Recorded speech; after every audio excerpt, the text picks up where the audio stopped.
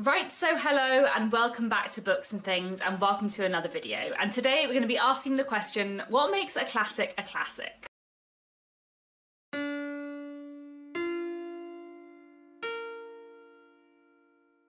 So, this is a video I have been thinking about making for quite a while. Last year on BookTube there was a tag going around called the What Makes a Classic tag, which was started by Mark from Book Time with Elvis. I'll link his original video down below. And I was tagged in this last summer, I think, by Roz from Scally Daddling About the Books. I'll link her channel and her video down below too. And Mark from Book Time with Elvis made this video based on a blog from the publishers Pam Macmillan. So I'll leave that blog down below as well. And this tag, as I said, was going around on BookTube last year, but because I am usually very behind on BookTube, I didn't watch quite a lot of the videos until the beginning of this year. As I kind of mentioned in my goals video for 2024, I've made it my mission this year to get the way I watch BookTube under control. So at the beginning of January, I decided I was going to clear my watch later playlist. So I watched a lot of videos on my watch later playlist. I watched a lot of BookTube that had been on my watch later playlist for months, and I also got rid of some other videos. But I ended up keeping on my watch later playlist and watching a lot of the What Makes a Classic tag videos because I found it an interesting subject. So basically in December and January I watched a lot of iterations of the What Makes a Classic tag, and I found it really interesting, so I thought I would make a video talking about what makes a classic. I'm not actually going to do the tag which has prompts for different kinds of classics, because I feel like I'm going to spend at least 20 minutes just discussing the question of what makes a classic, which is the kind of first discussion point of the tag, and then there's some book prompts, but I'm going to leave the book prompts because I feel like we're going to be here for a long time discussing what makes a classic. Because I talk about classics a lot on this channel, I use the word classics a lot, I describe myself as someone who loves classics, who reads a lot of classics, but as I was watching other people's BookTube videos, I realised that I don't use the word classic in the same way that a lot of other people do. When I talk about classics, I'm just using it as a shorthand for old books. I'm not assigning any judgment of value or importance or legacy to any of the books I talk about when I call them classics. I'm just using classics as a shorthand for old books. And I thought everyone did that. I thought that was how we all use the word classics nowadays, but apparently that's not the case. So I thought it would be interesting to make a video talking about what makes a classic, and the way I use the word classic, and where on earth you draw the line if you don't use the word classic in the way I use the word classic. Okay, so I have lots of things to talk about. I have a lot of notes. We'll see how this goes. As I said, Mark's original tag was based on a blog from Pam Macmillan, and in that blog, Pam Macmillan gave a definition of a classic, and this is what they said. Classic books persist in thought and discussion long after their original publication. Put simply, a classic novel is a book that has stood the test of time because it's so good. It has a gripping story which is expertly crafted and brilliantly expressed. But of course it's not just about the story. Like any good recipe, there are a number of key ingredients that make up a classic. So that's Pam Macmillan's kind of statement of what a classic is. It's a book that has stood the test of time because it's so good. I'm going to talk a bit more later on in this video about how you decide whether something has stood the test of time, and also how you decide whether something is good. Anyway, I looked online for a few other definitions of classics or of a classic book, and here are a few that I found. So Wikipedia says, a classic is a book accepted as being exemplary or particularly noteworthy. Collins Dictionary says, a classic is a book which is well known and considered to be of high literary standard. And the Oxford English Dictionary, which is my personal favourite dictionary, says that a classic is a work of literature, music or art of acknowledged quality and enduring significance or popularity. So these definitions and Pam Macmillan's definition have kind of two central things in common.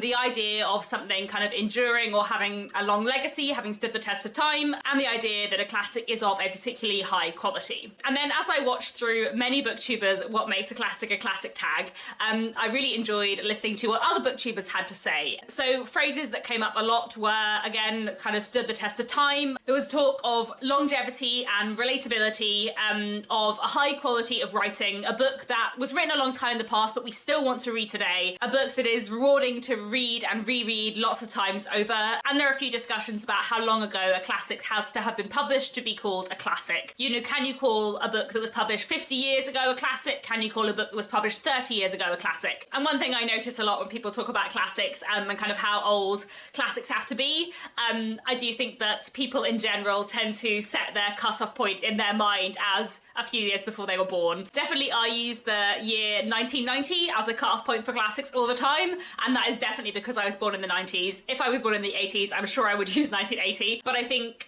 if you're thinking in your head about a book that is from the past, then the past to you is always going to be before you were born. You know, maybe if I live to be 80, I will consider books from now as classics, but maybe I still won't. Anyway, this kind of leads me nicely on to talking about how I use the word classics, because as I mentioned earlier on in this video, when I use the word classics, I never mean any of the things that I've just been talking about. I just mean old books. I talk about reading and liking classics a lot on this channel, but I never really mean classics in that sense. When I say at the beginning of every monthly wrap-up, I'm going to talk about the classics I read this month, I then talk about some old books that I read in a month. And often those old books are not classics by the definitions we've just been talking about. Often they are out-of-print books, rarely found books, books that haven't necessarily by certain standards stood the test of time. I had a look back at my favourite classics of 2023 video, where I spoke about my favourite of the old books that I had read in 2023,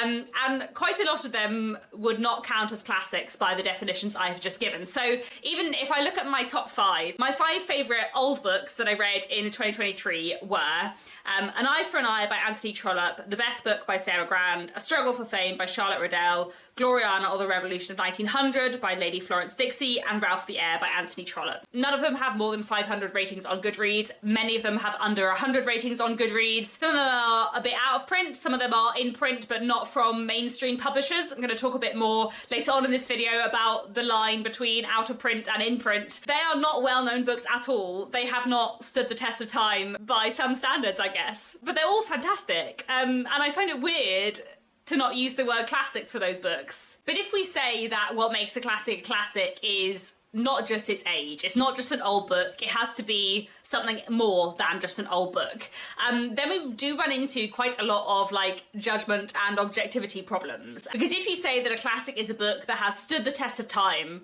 how do you draw the line? How do you judge whether a book has stood the test of time? Does this mean that a book has to still be in print? And does it mean that people still have to be actively reading it? But then how do you class rediscovered classics, books that have been out of print and then a publisher has brought back into print? How do they count? Because on the one hand, they're in print now, but have they really stood the test of time if they went out of print for a long time? But then someone has found them and loved them and thought them worth republishing. So does that mean that they have stood the test of time? Who knows? I was thinking about a few different publishers who publish kind of rediscovered classics. So here we have Persephone Books.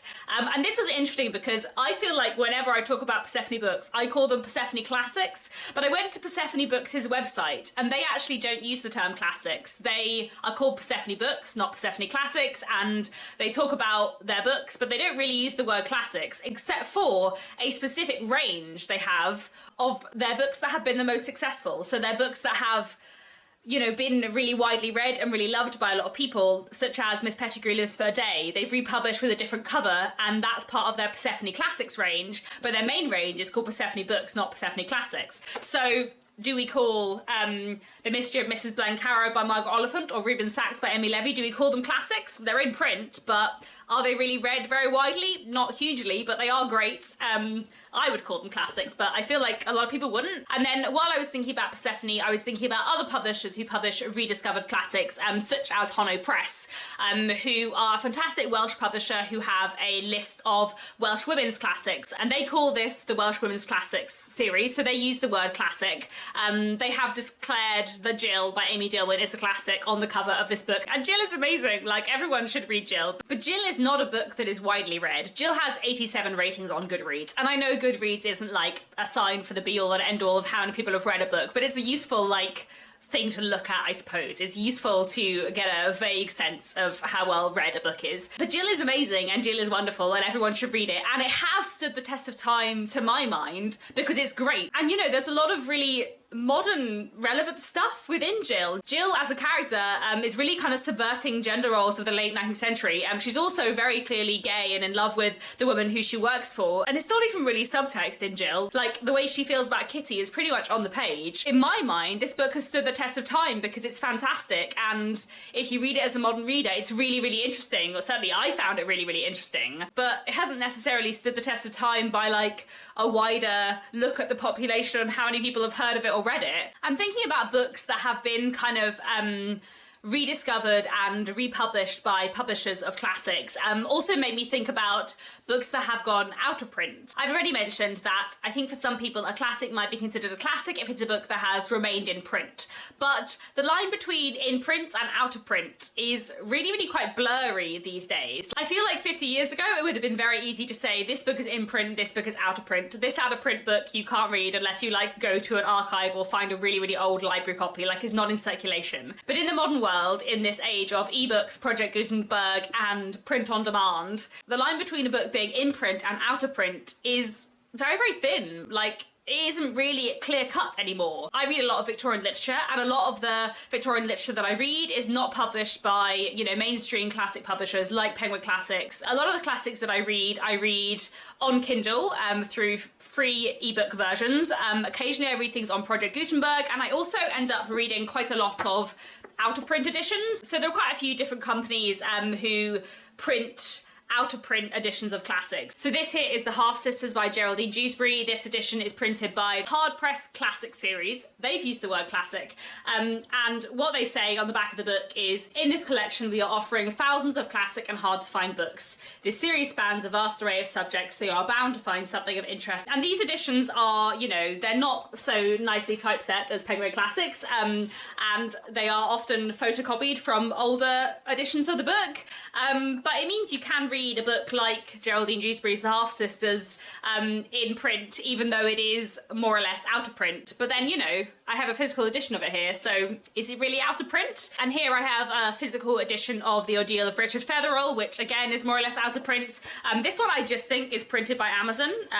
Yeah, it just says printed in Great Britain by Amazon. So Amazon lists the publisher as CreateSpace Independent Publishing Platform, which I think means an individual has made this available, but they've done it through Amazon Publishing. I think that's what it means, but I'm not completely certain. And when I can't get a physical, you know, print-on-demand edition of a lesser-known Victorian book, I can usually get it on ebook. I do a lot of research into, like, lesser-known Victorian books, and I read a lot of Victorian literature that isn't very well known. And if I hear about a book from the Victorian period when it's, you know, referenced in another author's work or whatever, I can almost always find a way to read it, whether it's through, you know, a print-on-demand photocopied edition or whether it's on ebook. It's very, very, very rare that I come across a book that I want to read that I can't find. Out of print doesn't really exist now in the same way that it did 50 years ago. Like, it's just not the same distinction that it would have been in the past. And if it's much harder now to use the test of whether something is out of print or not to decide whether it stood the test of time, where else do you draw the line? Like I said, my 5 favourite classics, or maybe I should say my 5 favourite old books of 2023,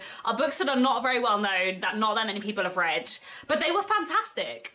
And I loved them, so they have stood the test of time for me. Like, maybe they haven't stood the test of time in the fact that they're not well known, but if one person finds an old book and reads it and loves it and gets something out of it, and that book has, at least in some small ways, stood the test of time. I definitely haven't organised my thoughts in this video as neatly as I should have done. I've already spoken about why I think Jill has stood the test of time, even if it's not very well read. But there are lots of other books that I think have also really stood the test of time, even if they're not really well read. You know, one of my favourite classics of 2023, my favourite old books of 2023, was Gloriana or the Revolution of 1900 by Florence Dixon, which I think is fantastic. And this is out of print. Like, I read it digitally. I don't think there are physical editions available. It has 40 ratings on Goodreads. You know, hardly anyone has ever read it. But it is a book from 1893 about a feminist revolution, and it is quite radical and amazing, and like, I loved it. I thought it was still relevant. I thought it was still really good fun and still really, really interesting. Another of my favourite books of 2023 was this. This is A Struggle for Fame by Charlotte Riddell, and this is another one actually that has been published by a smaller independent publisher who publishes some classics, Tramp Press, who are an Irish publisher. So Tramp Press call their old books their Rediscovered Voices series, which is quite a nice term for it, actually. So they're not using the term classic, but obviously the books I've just been speaking about, they're books that I love and have stood the test of time for me personally, but they're not books that are widely read. So maybe when we talk about classics having stood the test of time, we mean they are still widely read. They're still considered to be of cultural significance. You know, I think some of the definitions I said earlier talked about kind of enduring popularity, and the books I've read may have enduring quality and interest, but they don't necessarily have enduring popularity. They don't have enduring popularity, let's be honest, they don't. But then we get into an odd situation where some books by one author would be considered classics and some books wouldn't. So, you know, here we have The Way We Live Now by Anthony Trollope. This book is one of Anthony Trollope's most enduringly popular books. It's been in print for a really long time. It is well regarded, and, you know, you don't often study Anthony Trollope at university, but I feel like this is the one that ends up on courses when Anthony Trollope does get taught at university. This has 13,000 ratings on Goodreads, so, you know, Goodreads thinks it's relatively popular, although, as I've already established, it doesn't necessarily mean that much. So we can just say that The Way We Live Now by Anthony Trollope is a classic. But Ralph the Heir by Anthony Trollope, which is largely out of print and relatively forgotten, is difficult with Anthony Trollope because I think the Trollope Society are quite good at like trying to keep all of Anthony Trollope's books in print in some way. And again, as I've already mentioned, what is the line between print and out of print? But anyway, Ralph the Heir is not in like a wide circulation. It has 345 ratings on Goodreads. But would we say that Ralph the Heir by Anthony Trollope is not a classic, but The Way We Live Now is? And then would we call Trollope a classic author if half of his novels are probably not classics by some of the definitions we've been talking about? Because Anthony Trollope wrote 47 novels, and some of them are really well remembered. You know, the Barsetshire Chronicles, the Palliser series, The Way We Live Now, and probably He Knew He Was Right, and maybe a few others are well remembered and have been in print all the time, but a lot of his 47 novels are not. So if, you know, half of his novels have been a bit forgotten, but not entirely forgotten, not by me, I'm going to read them all, but, you know, like, do we then consider Anthony Trollope a classic author? Well, yeah, but I don't know, I just feel like it's so complicated. Another thing that came up in watching various iterations of this tag was kind of, you know, if a book has been published by a publisher of classics, surely that means it's a classic. And, you know, I think most people, if a book is published by Penguin Classics, I think most people would be like, well, sure, it's a classic. Penguin Classics published it as a classic. But would you say the same for Jill, having been published by Hono Press under their classics list? You know, they're a publisher, they decided this is a classic. But it's definitely a lot less well read than, you know, Great Expectations, the first Penguin Classic I picked up from my shelves. But I don't see why Penguin Classics have any more right to decide what's a classic than Hono Press does, just because they're a much bigger publisher. You know, the people who are at Penguin Classics deciding what books to bring out next in their Penguin Classics range, they don't have a, you know, special right to decide what books are important. They're just editors deciding what will sell and what will be interesting for people. And, you know, it's important to remember as we continue to come back to that issue of, you know, a book having stood the test of time or having remained in print. The books that remain in print or that remain popular or that are beloved by the establishment and the critics and even the populace, they're not necessarily the best books, whatever best really means. And they're certainly not the most groundbreaking books. You know, has a book like Jill by Amy Dilwyn, I just keep picking this up because it's great, has this book been partly forgotten because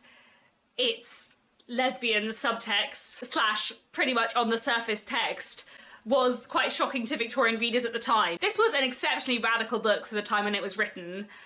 That probably did play into why it has not stood the test of time.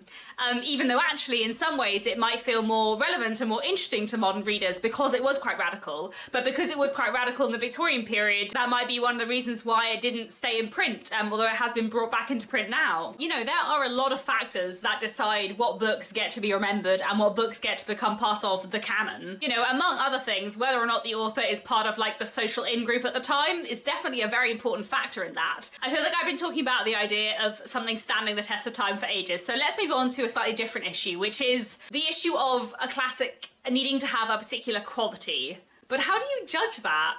In general, reading is very, very subjective. There are books that I love that other people hate, and there are books that I hate that other people love. For example, I really don't get on with George Eliot's books. I find them quite dull. And, you know, I know that's a fairly controversial opinion, especially amongst people who love Victorian literature, but I'm entitled to think George Eliot's books are not as good as Amy Dillwyn's books, even though I think a lot of people would really disagree with that. So who gets to make a judgment on quality? Who gets to decide which books are better? And this for me kind of ties into like modern divisions between literary and commercial fiction. I feel like this could become a very long tangent, but I sometimes hear people talk about literary fiction or literary writing style as though to be literary is to be good. Like, that's what literary means. And that's not what it means. Like, you could have a book that is written in a very literary way, and it might be really, really good. But you could also have a book that is written in a very commercial way, and it could also be really, really good. For me, if the writing serves the story, and serves the themes, and serves the characters, and that's the point, then that's good writing. If you're reading a book and you're not tripping up on anything, nothing feels clunky or clumsy, but at the same time you're not like stopping to be like, oh, that was such a beautiful sentence, that's fine. You don't need to be stopping every sentence to think that was a beautiful sentence. There are some books I've read where when you stop to think, oh, that was a beautiful sentence, it pulls you out of a very dramatic moment. You don't want beautiful sentences because there's plot happening. And I feel like when people are talking about a classic being of a high quality, do they just mean we want the literary fiction from the past rather than the commercial fiction from the past? But then, you know, Dickens was exceptionally commercial. He was a very, very commercial writer in his day, and I feel like no one is going to tell me that Dickens isn't a classic author. But, you know, people at the time in the Victorian period didn't think that Dickens's writing was of a high quality. Like, Dickens was looked down upon a little bit by people who loved George Eliot and Thackeray. For me, sometimes the writing can be the end of itself if the writing is really interesting. But for me, when I'm reading, most of the time the writing is there to push forward the plot, to explore the characters and to explore the themes, and that's what I like in books. There are a lot of people who like books from the past, and we don't all like the same things in books from the past. Of course we don't. Reading is really subjective. But I found it really interesting last October. There are a few books that I have been recommending a lot, such as Jill by Amy Dillwyn, and also The Romance of a Shop by Amy Levy. And there are a few people kind of on the Discord server and on BookTube who felt that the writing wasn't very strong in those books, or kind of didn't get on with the writing as much as I had. And I found that really interesting because I was like, oh, I think they're really well-written books. And for me, I don't think Amy Dillwyn is any less of a good writer than George Eliot. To be honest, I think she's better, but again, personal opinion. But anyway, I feel like I've been going on about this for ages. My point was, one person's high quality is very different from another person's high quality because reading is really, really subjective and we all have different opinions. And so how do we decide what gets to be a classic? How do we decide what has a good enough quality to be a classic? Anyway, there are a few other like terminology things that I want to discuss. So one thing is that there's the term classics, but there's also the term the canon. The Oxford English Dictionary defines the canon as a body of literary works traditionally regarded as the most important, significant, and worthy of study. Those works of especially Western literature considered to be established as being of the highest quality and most enduring value. There are so many things in this definition to unpack. One thing is that there are obviously a lot of similarities between this definition of the canon and the definitions of classics I spoke about at the beginning of this video. You know, this idea of something being significant, of enduring value, and high quality. But there is also that interesting element of this definition, those works of especially Western literature. Traditionally, the canon has been books by white European and North American authors, probably including more male authors than female. And when I think about the canon, I think of a really limited idea of what a classic can be. And I feel like maybe the way some other people use the term classics is to sort of mean the canon plus. Like, it's the canon, but a bit wider than that, but it's not quite as wide as just old books, which is what I mean. Then the other thing I noticed is that I always use the term classics, but some people use the term the classics. Like, I would never say, oh, I really like reading the classics. I read the classics a lot. I would never say that. I would always say I like reading classics with no definite article. But if you say I like reading the classics, that definite article there does kind of suggest that there are a set of books that are the classics, like the canon. You know, it's one thing. There is a block of books that are just the classics and nothing else can get in. I don't think I have anything more to say about that except that I find it interesting, so let's move on to my other rambly thoughts. I haven't even got into like divisions between what is a classic and what is a modern classic. I just use the term classics, as I said, for all old books published before 1990. I don't usually make the distinction between modern classics and classics. But I guess if I was talking about a book from the 1970s or 80s, probably any book from World War II onwards, well, World War II to 1990, I would probably use the term modern classic, But then I feel like some people use the term modern classic for like 1914 onwards, or even like 20th century classics, or modern classics for some people. Anyway, basically, the more I think about it, the more I think that what I like are not classics by a lot of definitions of classics so much as old books.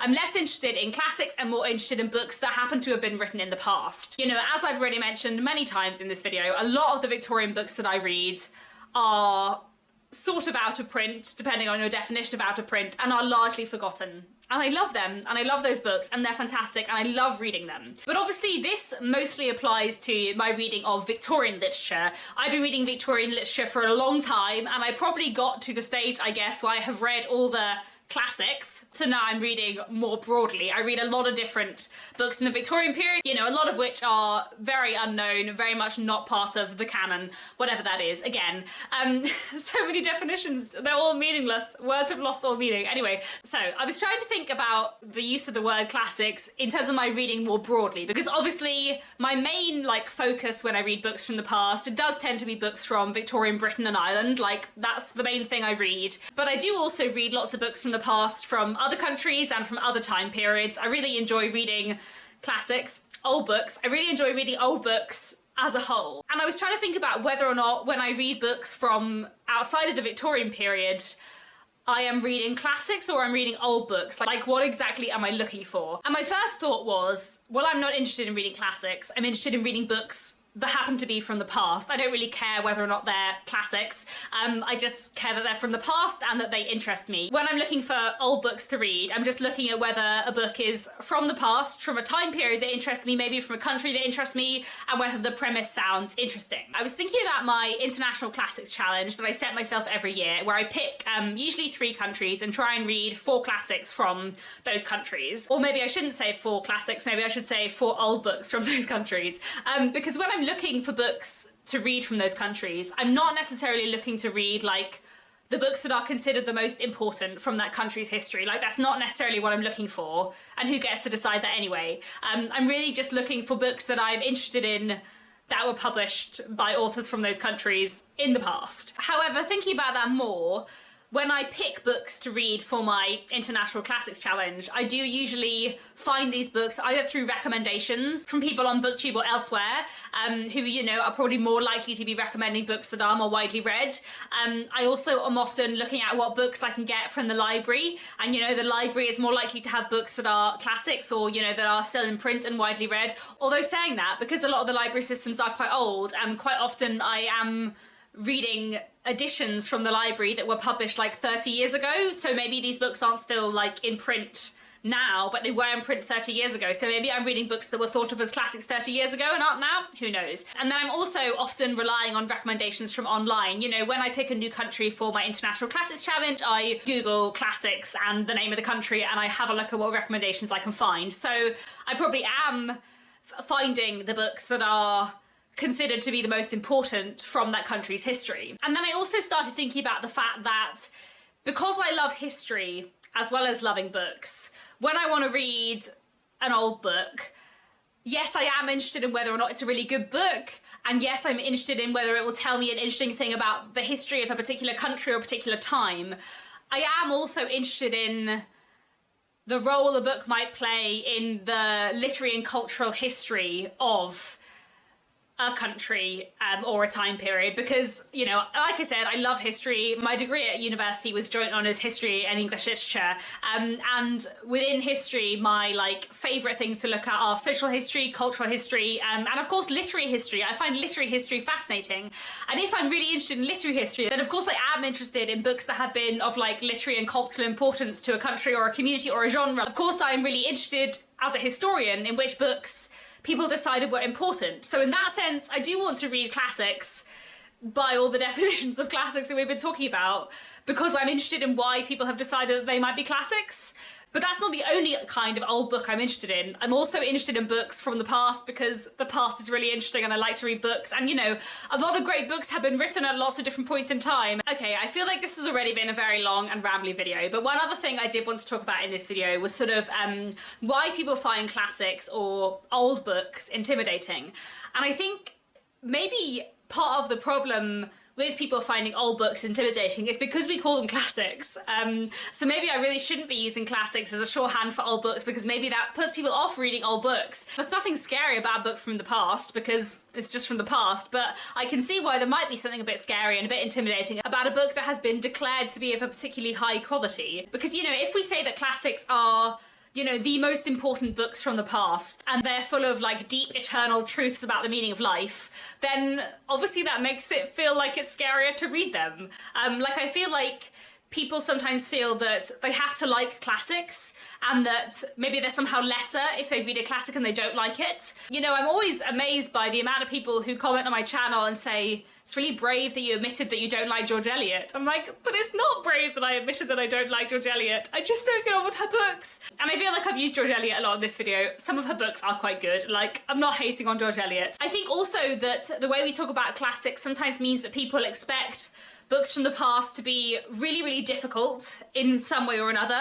They expect them to not be fun at all, and they expect them to be books that need to be kind of analysed or studied or experienced in a different way to modern books. Whereas, like, when I read a Victorian novel, especially for the first time, I'm just reading it for fun in the same way that I am if I read a, you know, contemporary historical fiction or any kind of book. Unless I'm editing or like reading for historical research, that's a different kind of reading. But like, when I'm just reading for pleasure, I'm just reading for fun. And if I'm reading a classic or an old book or a contemporary book, I'm still reading for fun and I'm still having fun. And for me, classics are just as fun and not necessarily any more to be analysed than contemporary books. I think it's a bit different when I'm rereading, especially authors who I know and love and who have read lots of times. You know, I know that a lot of my videos on Dickens are like a lot more in depth than my videos on modern authors. But if I were to reread some of my favourite modern authors, I could make a video half an hour long talking about their books, just in the same way that I can about Dickens. My point is that I think by treating old books differently, by labelling a lot of them as classics, it means that people feel a certain kind of pressure when reading these books, or they feel that these books won't be fun, and that makes me sad because old books are really, really fun. And it also means that people end up picking up the old books that they think are important, rather than the old books that they think they might love. You know, one recommendation I give all the time when talking about like where to start with Victorian literature if you want to get into Victorian literature is think about your favourite modern genre and read a Victorian book in the same genre, because they have plenty of genres too. You know, if you like modern thrillers, read some sensation fiction. If you like murder mysteries, read some Sherlock Holmes. If you like sci-fi, read some H.G. Wells. If you like literary fiction, read George Eliot. If you like commercial, fun, adventurous stuff, read some Dickens. If you want a love story, read some Gaskell. You know, there's so many different genres within Victorian literature, and I feel like sometimes when people want to get into old books or classics or, you know, Victorian literature, they think, oh, well, I have to start with the most important books. So I'll read Jane Eyre and Middle Arch and Great Expectations. But, like, those might not be the ones that are most suited to you. There might be so many other old books that you would love more. Basically, I don't really know what I've been saying in this video. It's been very long and very rambly and not very coherent. But I just found it really interesting watching people's what makes a classic tag, because I feel like I just use the term very differently, and maybe I shouldn't. Because I think actually in the end, what I love are old books. And I do love classics, but I also just love old books in general as a much broader thing. Am I going to stop using the word classics as a shorthand for old books? Probably not. Maybe at the start of my February wrap-up I'll be like, here are the old books I read this month, but I just feel like it doesn't have the same ring to it, and I feel like people will be confused. I don't know. I just thought it would be nice to make a video having a really rambly chat about this stuff, and so that you all know what I mean when I use the word classics. Anyway, I'm really, really interested to know down in the comments, what do you mean when you use the word classic? Do you mean a book of a particular quality and legacy and longevity and cultural importance, or do you just mean an old book? Like, do lots of other people also use the word to mean old books like I do? Do you think as a reader you like classics, or do you just like old books? I feel like we could have some interesting discussions in the comments, so please leave your thoughts down below. Otherwise, thank you for bearing with this long and rambly video. I feel like I never say this stuff, but if you enjoyed this video, please do like it and you know, comment your thoughts and subscribe if you haven't already. Also, if anyone really enjoyed this video and would like to leave me a tip on SuperThanks, that would be really, really helpful. SuperThanks is a little icon, I'll put it up on the screen, but it should be just below the video box on YouTube. Tips from SuperThanks are really helpful to help me continue to make videos on BookTube, especially longer videos which need more preparation like this one. I mean, I have been rambling a lot, so maybe you wouldn't think I had prepared as much as I did, but I did write a lot of notes. Have I said everything I wanted to say? I don't know. Anyway, thank you very much for watching this long ramble about what makes a classic a classic. That's all for now. Thanks very much for watching, and I'll be back very soon with another bookish video.